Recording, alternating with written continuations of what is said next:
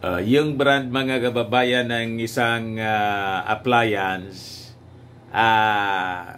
planong i-boycott na naman daw ng mga dilawan kasi ang endorser si Tony Gonzaga. What?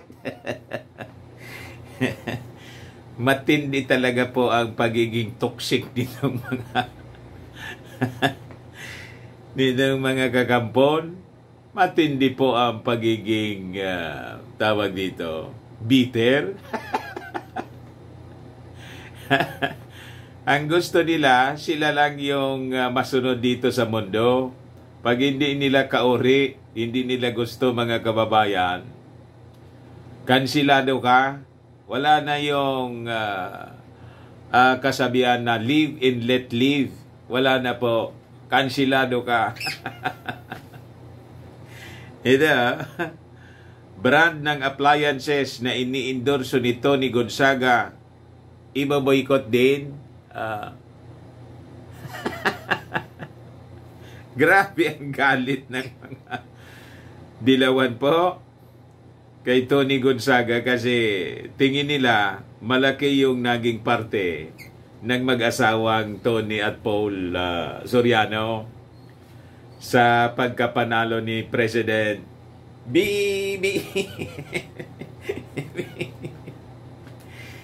nagpanalo po kay President BBM yung mga Marcos loyalists. Nakadagdag na lang siyempre yung mga fans ni Tony Gonzaga. Pero sa totoo lang, ang nagpanalo talaga kay Bongbong Marcos, yung kanyang agenda. Maganda yung kanyang agenda, maganda yung kanyang mga plano, at yung kanyang pagkatao, mga kababayan, ginusto ng mga mamamayang Filipino kasi hindi siya umaatake. Doon lang siya mga kababayan sa plataforma. Yun ang pagkakaiba niya. Lahat umaatake, siya hindi. Nagustuhan yung ugali. Di ba? Other than siya yung pinakang the brightest star. Kaya nga pag pumunta po si Bongbong Marcos sa mga campaign rallies, kahit wala si Tony Gonzaga, dinudumog ng mga tao. Ano ibig sabihin nun? Ngayon, kinakagalitan ninyo si Tony Gonzaga. Hindi man po talagang si Tony Gonzaga yung nagpapanalo. Nakadagdag yun sa color ng kampanya. Tama? Sabi rito, trending topic sa Twitter ngayon ang isang brand ng home appliances matapos mag-viral ang kanilang Facebook post kung saan makikitang si Tony Gonzaga ang endorser. Ay, diba? Eureka Home Appliances. Ingit lang kayo kay Tony Gonzaga. Siya pala ngayon, mga kababayan, ang endorser. Dahil dito umani ito ng iba't ibang reaksyon mula sa mga netizens. Ito mga sinasabing mga netizens, yung mga dilawan ito. May washing machine po ba kayo na color Taliano Gold? Asking for a friend. Referring to yung Taliano Gold, yung kay Marcos Gold po. Sobrang effective ng product na to. Pati pangalan mo malilinis sa buong mundo. What? Patama mga kababayan kay patama kay President Bongbong Marcos na nalinis yung pangalan. Kasi yung mga interviews mga kababayan ni Tony Gonzaga, gumanda yung imahe ng dating presidential candidate. Bibi. Galit na galit sila. Lahat naman in-interview ni Tony Gonzaga. Di ba? Only that, ang nag-viral talaga, I think mga 14 million or 15 million yung nanood. Yung interview kay Bongbong Marcos, the rest, hindi man po hindi nag-viral. Tulad ng napakaraming nanood sa interview kay Bongbong Marcos. So, ang ibig sabihin nun, mas talagang ginusto ng tao yung interview niya kay Bongbong Marcos kaysa the rest of the presidential candidates. Anong angal ninyo? Decision yun ng mga mamamayang Filipino. Yun ang ginusto. Di ba? Nagagalit kayo kasi kukunti lang kayo. Hindi kayo mga lahati. Kasama po ba ito sa output ni Creative Communication Secretary?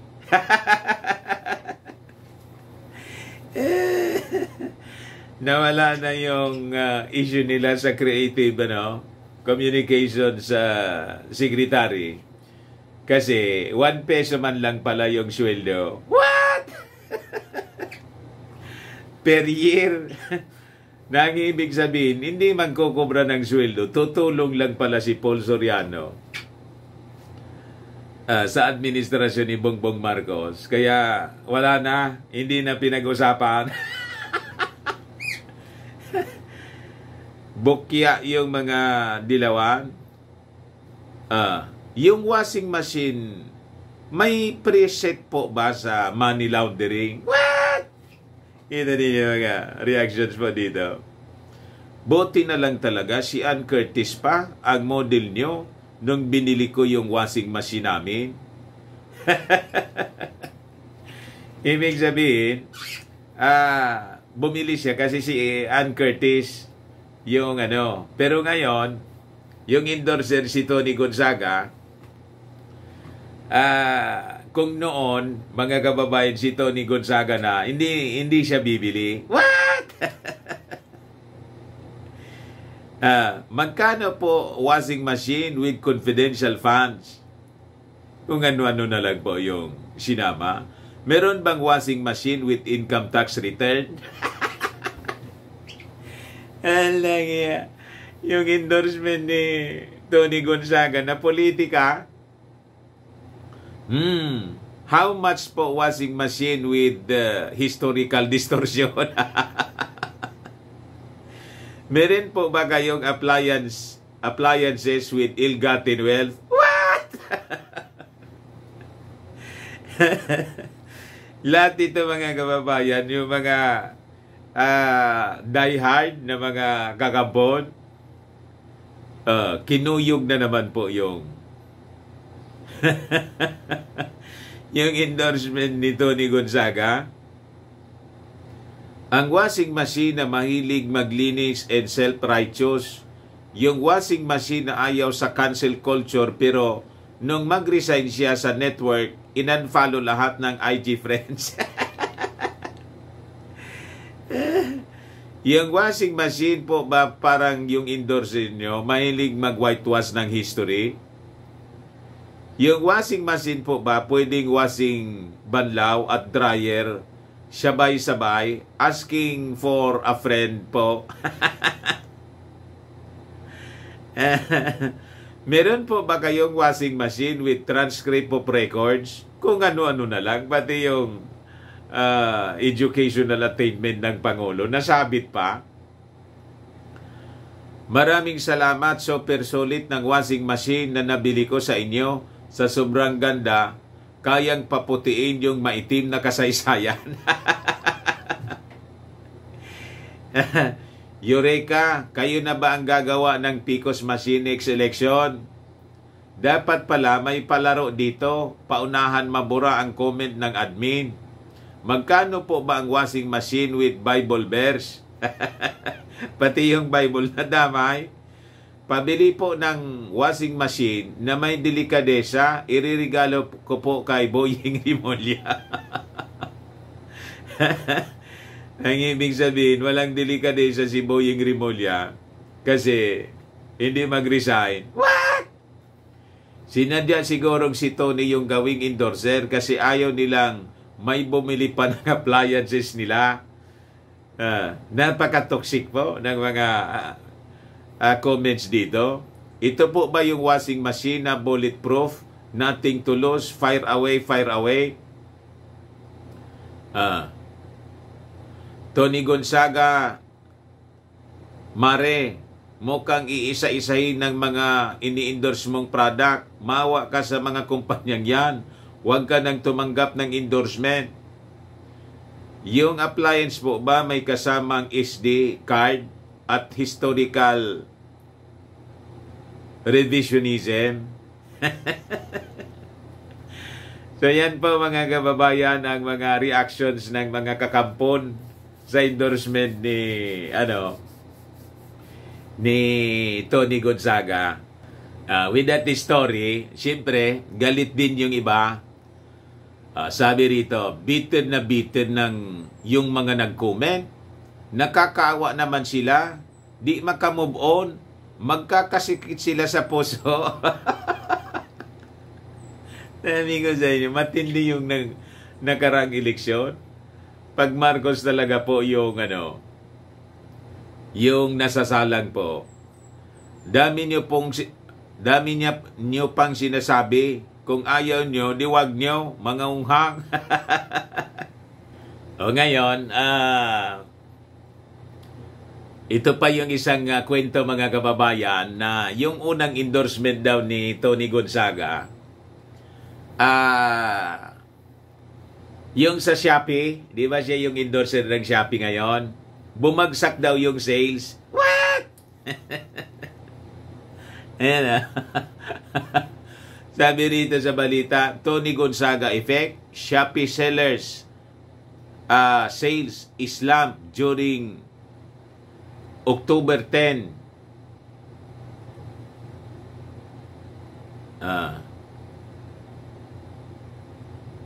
October 10, 2022. Online sellers on Shopee are seeing a decline in sales in something the platform's latest endorser, Tony Gonzaga, is to blame. What? Yung kwampo, yung binta ng anumang ori ng negosyo, normal po siya na tumataas, bumababa, tumataas, bumababa. Ganon siya eh.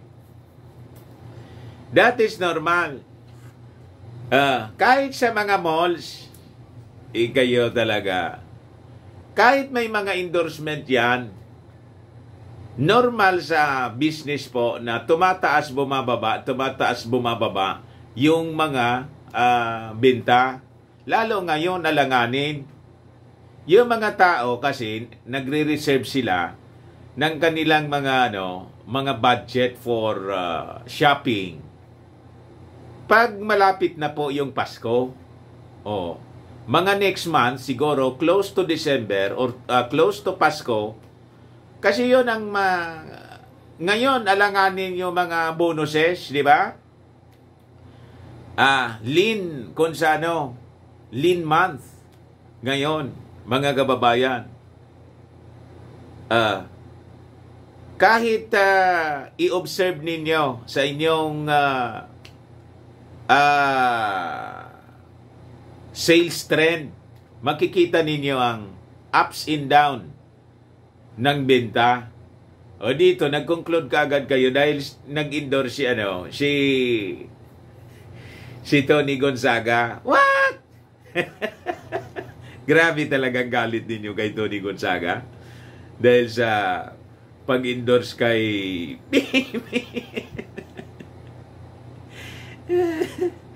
Many pointed out that the slump started in September and extended until October. Even during the 10-10 shopping bonanza. Sabi mo rito, yung mga reactions. Grabe to, mal, heights. Tapos nag-ads ako, 500 lang, wala pang 10 minutes, ubos, tas no sales yung ads. Gravity kate. Nakakapanibago lang, 4-year sellers na ako, ngayon lang ganito, anyari. Yung mga reactions dito po. Tumal ng 10-10, bili na po kayo sa Shopee account ko. Nothing above 100. Tumal ni Shopee, I am planning to create a shop in TikTok. Kaso, di ako nagti-TikTok, so looking po ako ng nagbibenta ng TikTok account na may more than 10,000 followers. Kalokohan mo, Tony, dito sa lugar namin nung hindi pa ikaw endorser, pagkadami-daming riders ng Shopee. Kasi dami nag-order sa kanila. Pero ngayon, ikaw ng endorser, ni isa, walang nadaan sa aming riders ng Shopee. Kung meron man, isa ang sabi, napakatumal ng order sa Shopee. Kasi puro boycott ang rason. Kaya kalukuhan ang sasabihin mo, successful kang endorser. Kami lang dinidelete na namin ang Shopee app. Ganon mga kababayan, katindi yung pagiging toxic nitong mga dilawan. Anyway, yan mga propaganda man lang po yan nila to influence companies na yung mga nag-endorse. May nagpa-funding kasi po mga kababayan dito sa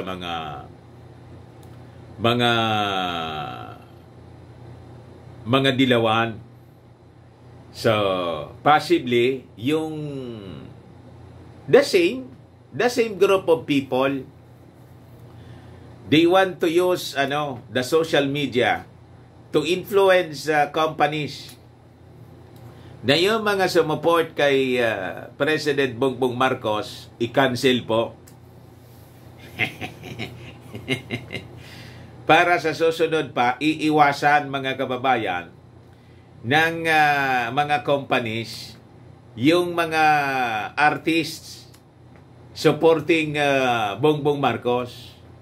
And so also to discourage, yung ang aim nila, to discourage artists from supporting the Marcos family, kasi it would kill mga kababayan their career. Di ba? And for the companies, it would kill their business. Iyon ang gusto nilang ma-achieve. Wag kami. Anyway, mga kababayan, yun man lang po. Baka lang gusto ninyo po itong itry. Firmax Firming and Lifting Cream. Pinapay po sa mga pulses in affected area. Mainam po sa paninigas ng mga kasuan. Ito naman po, Automax Radiant Serum. Sa mukha naman po, anti-aging po siya. You will look 10 years younger than your age. Yung mga cancer patients po, try lang po ninyo ito. Hindi man siya gamot. Food supplement siya. Name siya Red Mix Fruit Drink. Ayan.